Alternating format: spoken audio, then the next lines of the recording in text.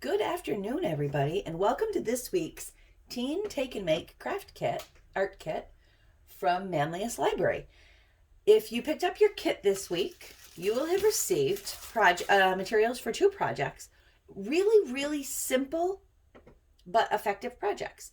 For the craft, you will have received a pile of 18 popsicle sticks or craft sticks, some Q-tips, and in your little bag,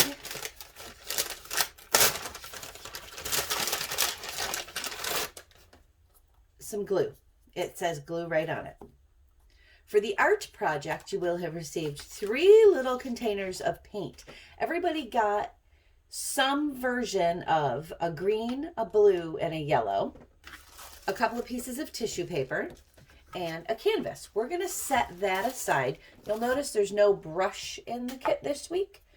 You will actually be painting with the tissue paper.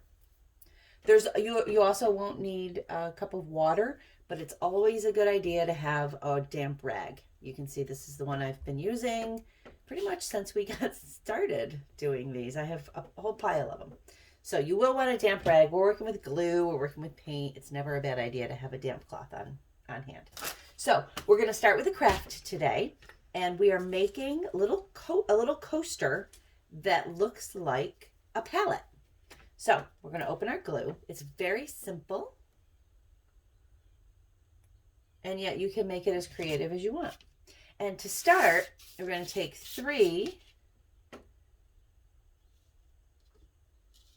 craft kits. This is what the Q-tips are for. We're just going to glue, and you want to really glue them well.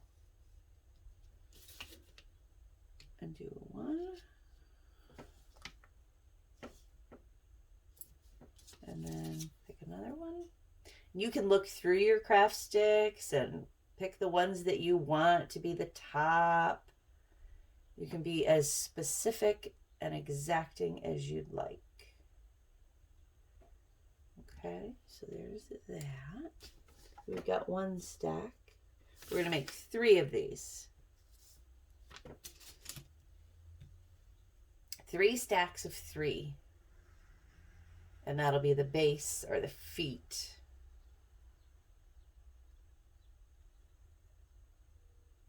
And it just occurred to me that there should be something else in your kit, and mine doesn't have it. You should also have little foam squares that are sticky on one side. And my kit actually doesn't have them in it. So when we get to that part, I'll just have to tell you about it. Okay, so I got myself distracted talking. So there's 2. And we'll stick that on top of there.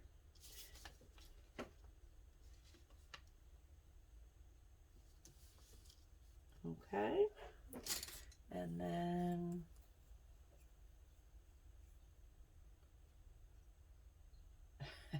last set of 3. Q-tips get a little stringy when you've been using them for a while for glue.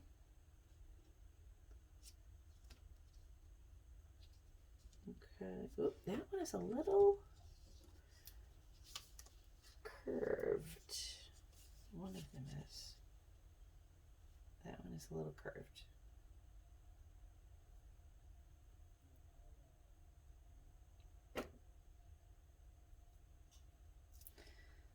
So I think we're going to let that one be the top. We're going to set that one aside and let the glue on it dry. You will run into some curved craft sticks.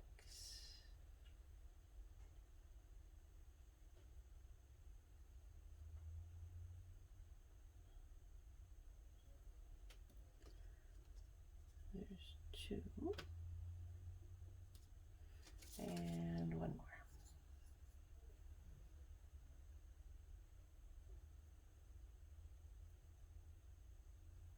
So these are going to be the undercarriage, basically, of your coaster that looks like a pallet. And you want those evenly spaced out.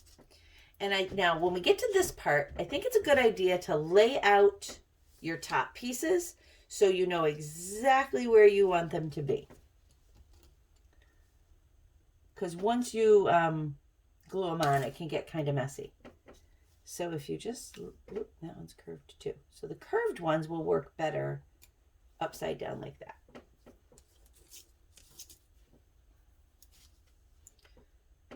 You may not use all of them. You may like it better without all of the popsicle sticks.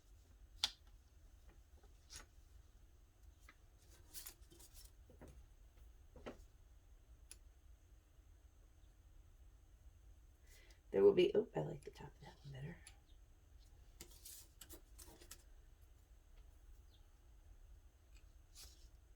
That one's really curved. I think we probably won't use that one.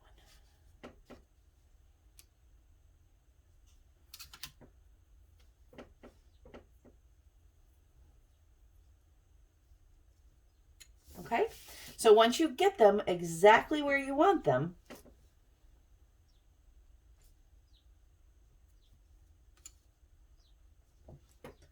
you can glue them on.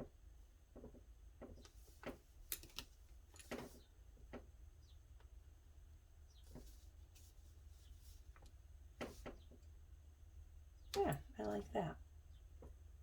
Okay. Now, because it's Elmer's glue or school glue, you do have some wiggle time. It's not like using hot glue when you put it down and it dries almost immediately, or super glue, which when you put it on there and it's dry, it's impossible to get off. But it is best to have a layout before you do it. So I'm just going to do a dab there and there and there. Whoop. Carefully set that on and then move on to the next one. Put a dab of glue there. If you have a hot glue gun at home and you want to use it, this would be a good craft for that. Again, you have to work a little more quickly, so you definitely want to have your layout set up before you do.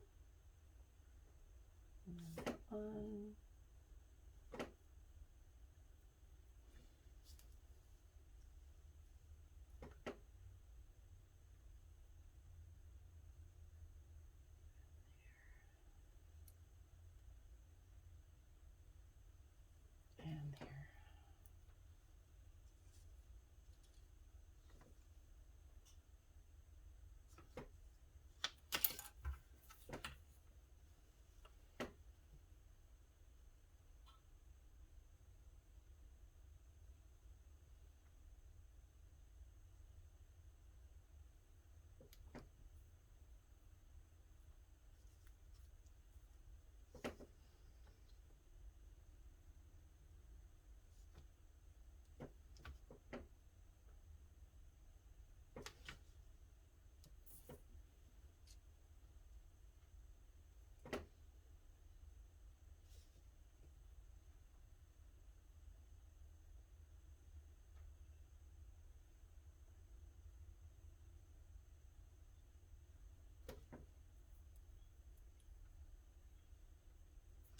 Actually, I like this one better. So we'll stick with the one I've got here. Okay. And as you can see, when this is all done, it's going to be the perfect size for a coaster or a very small trivet. So you could put a cup of coffee or a glass of chocolate milk or a vanilla shake from Snow Top or a cup of soup or whatever you want on it. Would actually be really pretty as the base for a small plant or a vase of flowers.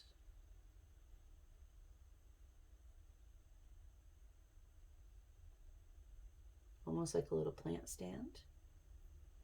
And if you make more, if you have more craft sticks at home, you make more of them, you could have a whole set. They make a great Mother's Day present or Father's Day present or birthday or Easter or whatever you might be celebrating. Okay, so there we have our coaster all glued together. Now, when this is dry, it's ready to use. You can flip it over, and once it's dry, I'll show you. You can flip it over and put the little foam feet on the bottom to stop it from sliding on a table. I don't have for some reason, I don't have the little foam feet in my kit, so I can't show you how to do that. I'm actually coming to you today from my dining room instead of library, and all of the rest of the foam feet are at the library. So I'm going to let this dry. If you want to, once it's all dry and you've got it all ready, you could use the paints to decorate it. And I'll talk about that in a minute once it's all dry. So let me get this all cleaned up, and I'll be back in a minute to show you our art project, our tissue paper painting. Okay, I'm back with my paints and my little canvas and my tissue paper. I also have my damp cloth in case I get paint on my hands because, well, we all know I'm probably going to get paint on my hands because it's what I do. And I did keep a couple of Q-tips aside from the glue in case I want to touch up some of my painting. You're also welcome to do this with a brush if you'd like to, but I really like the texture look with the tissue paper for the project that I have in mind. And the reason I gave everybody green, blue, and yellow is because it's almost spring. And I have in mind grass, sky, flowers, ground, air, sun, some combination of springy colors for that. So let's open up our paints. Looks like mine got a little sideways. You'll see I have my surface protected. I had it protected for using the glue as well. My dad made this table and I don't want to get it covered with paint or glue or any other crafty stuff. Okay, so this is super simple. We're just going to take a piece of our tissue paper. We'll set the other piece aside for now and tear it.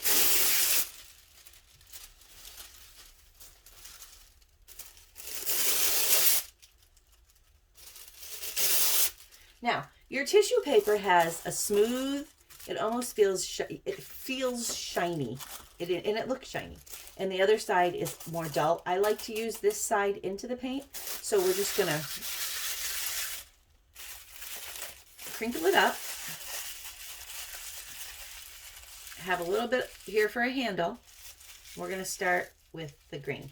Now, these are fairly small paint pots. If you have a paper plate, I neglected to put them in your kit. If you have a paper plate or a little plastic plate or even a paper towel might work. It would be a little messier. You could pour the paint out and spread it out a little bit, but I think that this, yeah, you just want to be able to put your tissue paper into there. Okay, so get a bit of paint on there, and all we're going to do is dab. And I say grass, sky, sun, but it is abstract. Okay, you don't want too much paint on it because you don't want it to just blob. And you see how it leaves some texture. It's a little thicker in spots. The color is textured.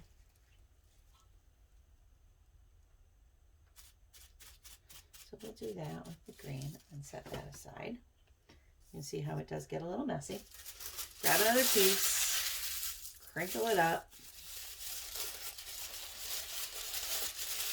Make yourself a little brush, a dauber. It's almost like a bingo dauber. Put some blue. Start up here.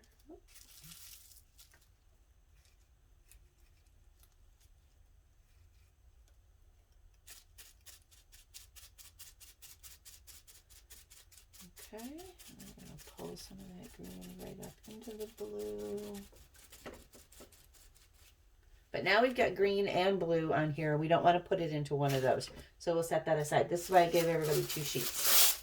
So you can keep tearing and crinkling and making new.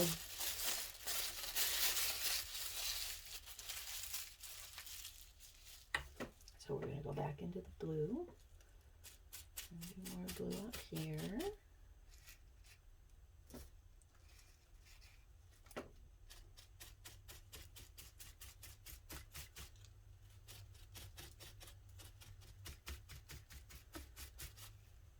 A little bit more.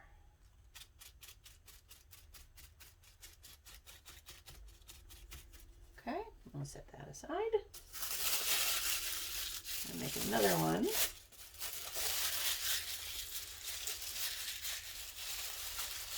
I'm just crinkling it and then kind of keeping a crinkled side up with a little bit of a handle to hold on to. I've managed to not get paint on my hands, which means I'm probably going to drop a paint pot on me, but that's okay. So I got that, and we'll go into the yellow now.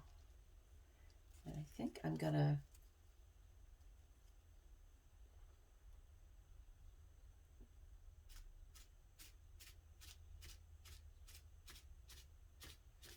go across the very top with the yellow.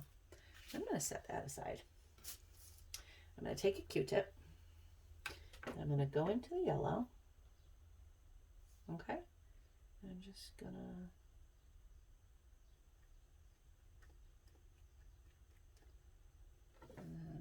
look at the other side.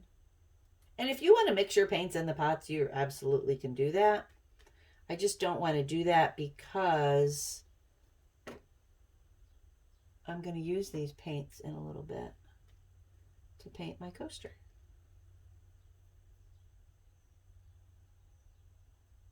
And you can get as spare, you can be as sparse or as full of paint as you want on your picture. Now, I'm going to take another piece.